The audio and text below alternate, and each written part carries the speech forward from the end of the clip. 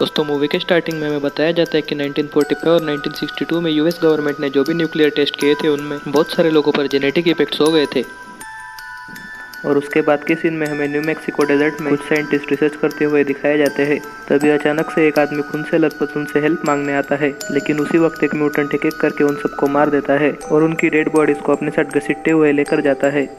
और उसके बाद हमें बहुत दिनों बाद का एक सीन दिखाया जाता है जिसमें एक गैस स्टेशन का ओनर बैठा हुआ था और उसे अचानक से बाहर से कुछ आवाज आती है और वो देखने के लिए बाहर जाता है। और जब वो वापस आता है तब वो देखता है कि उसके डोर के बाहर एक बैग पड़ा हुआ था। और उसके बाद वो आदमी उस बैग को अंदर ले लेता है और उस बैग को चेक करने के बाद उसे उसमें बहुत सारा एक्सपेंसिव सामान मिलता है, लेकिन एक बॉक्स में उसे किसी का कटा हुआ कान भी मिलता है।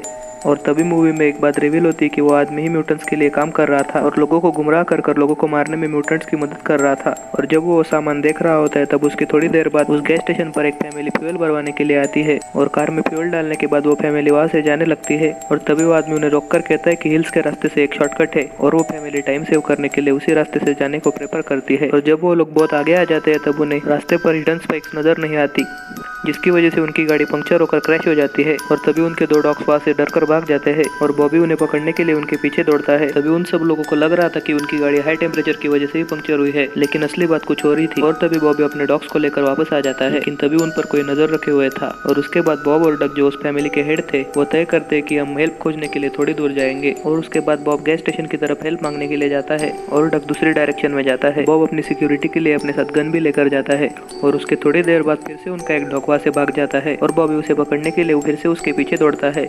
और आगे जाकर वो देखता है कि उसके डॉग को किसी ने बीच में से काट कर फेंक दिया था और वो डिस्टर्ब हो जाता है और वहां से डरकर भागने लगता है। लेकिन तभी वो एक हिल से नीचे गिरकर बेहोश हो जाता है और तभी उसके पास एक म्यूटेंट लड़की आती है जो अच्छी म्यूटेंट थी और लोगों की हेल्प भी करती थी, इसलिए वो उसकी इबादत करने के लिए वहीं रुक जाती है।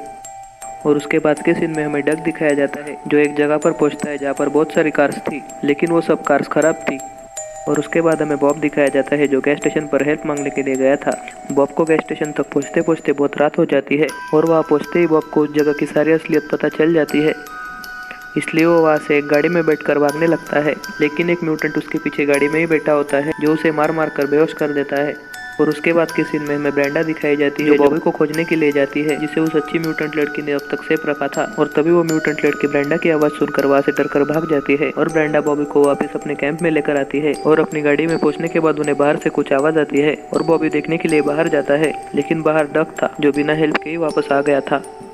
और तभी डक बॉबी को बताता है कि अगर बॉब 12 बजे तक वापस नहीं आए तो हम उसे ढूंढने के लिए जाएंगे। और उसके बाद वो सब सो जाते हैं, लेकिन बॉबी अब तक सोया नहीं था और वो अपने दूसरे डॉग को देखने के लिए गाड़ी से बाहर जाता है।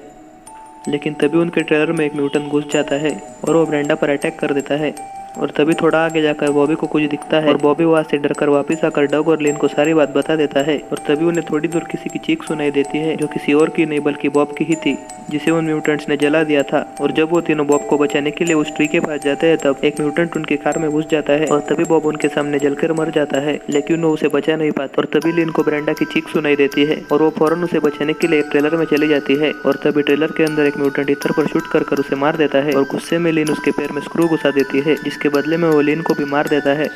लेकिन उसके बाद जब डग और बॉबी ट्रेलर में आते हैं तब वो सबको मरा हुआ पाते हैं। लेकिन तभी डग अपनी छोटी बेटी को ढूंढने लगता है जिसे वो म्यूटेंट छुटा के ले गए थे। और तभी उनका डॉग एक म्यूटेंट को मारकर उसका वॉकी टॉकी लेकर आता है।